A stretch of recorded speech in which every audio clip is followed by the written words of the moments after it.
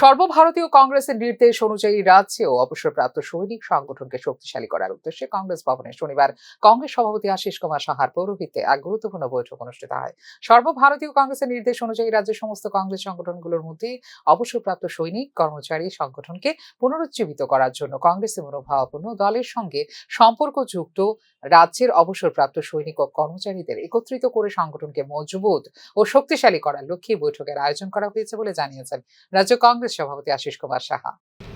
আমরা আজকে ex serviceman ডিপার্টমেন্টের যারা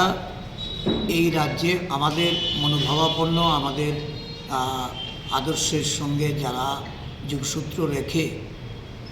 কাজ করেছেন, এই